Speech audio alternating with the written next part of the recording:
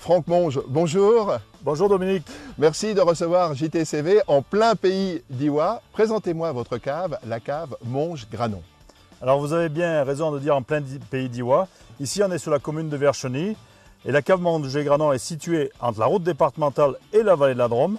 Cette route départementale qui vient de Valence jusqu'à Gap et notre cave est située à 15 km de Die.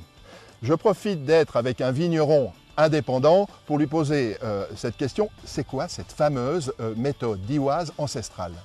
Donc la méthode dioise ancestrale, comme son nom l'indique, est un vieux vin cité par Pline l'Ancien en 77 qui explique que les vignerons avaient oublié des fûts dans la rivière et que le vin était resté naturellement gazeux.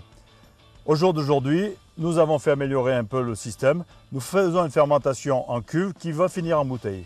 Quels sont les éléments qui font un terroir de caractère? Je vous pose la question parce que le vôtre est l'un des meilleurs de l'appellation. Oui, vous avez bien raison de me le citer.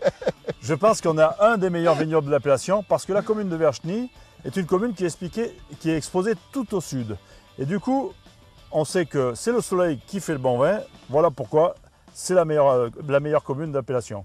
Ensuite, nous avons un terroir d'éboulis qui font des petits cailloux.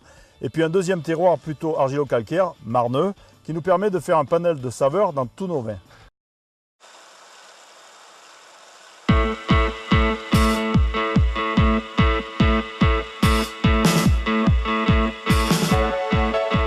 Je m'appelle Félix, je suis originaire de Vercheny. Essentiellement, je travaille dehors, surtout dans la vigne, que ce soit les travaux mécaniques, c'est-à-dire un tracteur ou manuel. Je suis rentré à l'Union des jeunes viticulteurs en 2005. Alors donc mon rôle en tant que président, c'est d'assumer la responsabilité morale et juridique de l'entreprise. Et parallèlement à ça, je m'occupe plus spécialement de la technique, c'est-à-dire la technique viticole et énologique, où je suis le responsable technique de l'entreprise.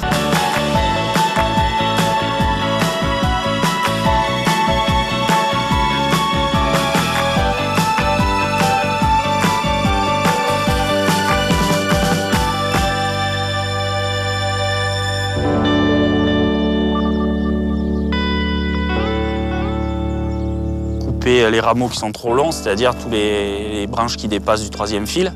Ça réduit aussi la surface foliaire, donc il y a une meilleure application du produit pendant les traitements.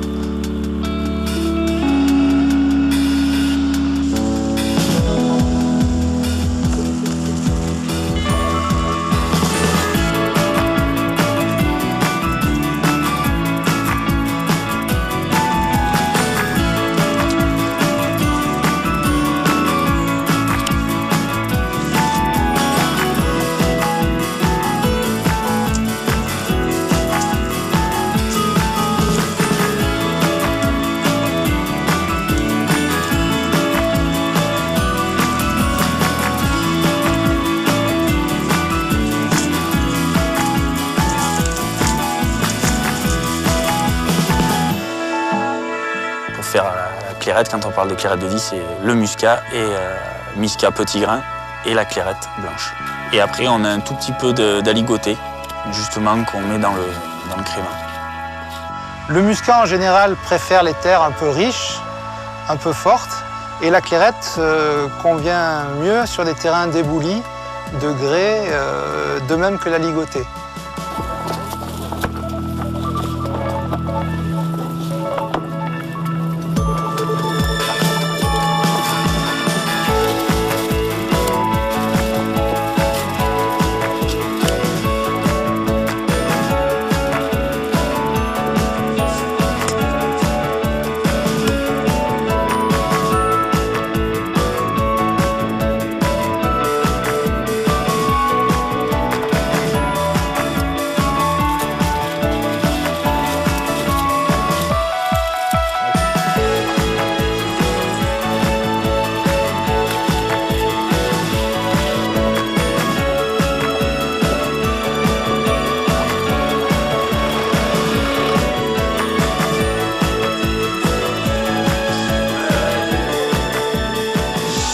ces 3 cépages, ça va nous permettre donc de faire notre Clairette de Die.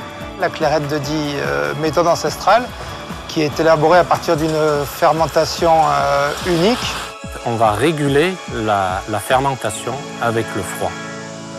Ensuite, au bout de quelques mois, quand on aura la fermentation voulue, on va mettre en bouteille pour faire la prise de mousse. Et au bout de quelques mois encore, on va vider ces bouteilles, filtrer le vin et ensuite re-remplir.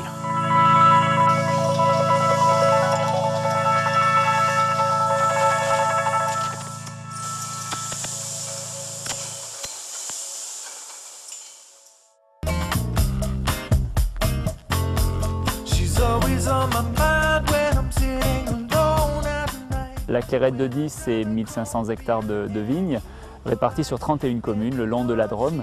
Et nous avons 75% du cépage muscat à petits grains et 25% du cépage Clairette blanche.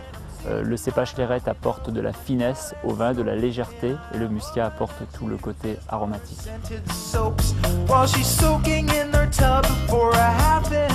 C'est une appellation, je pense, alors tout le monde le dit, tout ça, je pense que c'est une des appellations de France qui est une des plus hautes, peut-être avec les vins de Savoie ou autres, parce que ça monte, le vignoble monte jusqu'à 600-700 mètres d'altitude. C'est aussi pour ça qu'on a une appellation de vin effervescent. On est vraiment sous l'influence méditerranéenne, puisqu'on est quand même très proche de la côte méditerranéenne, et on a un hiver rigoureux, ce qui fait qu'on a un contraste au niveau du vignoble. Le fait d'être en altitude, en fait, ça retarde un petit peu la maturité. Nous, on est effectivement sur des cépages aromatiques tels que le muscat ou la clairette, et le fait d'être en altitude, on conserve de l'acidité et de la fraîcheur dans les arômes. Et donc c'est vrai qu'on ne peut pas avoir de vin effervescent sans acidité dans un vin.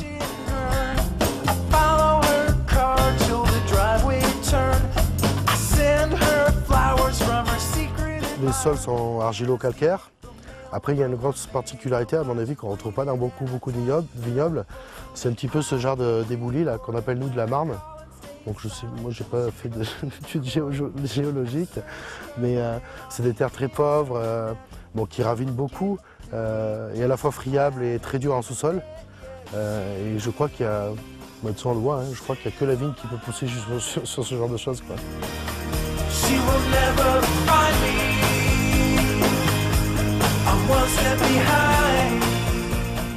Donc on récolte les raisins, on va les presser, obtenir un jus.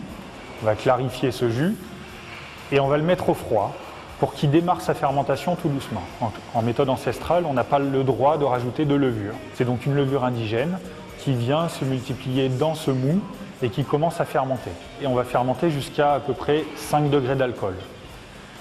À 5 degrés d'alcool, on va prendre ce jus et on va le mettre en bouteille. La levure, on connaît son système, elle mange du sucre et elle produit de l'alcool, mais aussi du gaz carbonique. Ce gaz carbonique ne pouvant pas s'échapper de la bouteille, il va être enfermé et c'est ce qui va créer l'effervescence. On appelle ça la prise de mousse. Pour ensuite avoir un lot homogène, on va pouvoir transvaser ce volume une fois que la prise de mousse est faite, au bout de minimum 4 mois de surlatte. On va prendre ce jus, le remettre en cuve isobarométrique sous pression pour pouvoir assembler, avoir un lot homogène, filtrer et remettre en bouteille pour le consommateur, cette fois avec un bouchon et un muselet.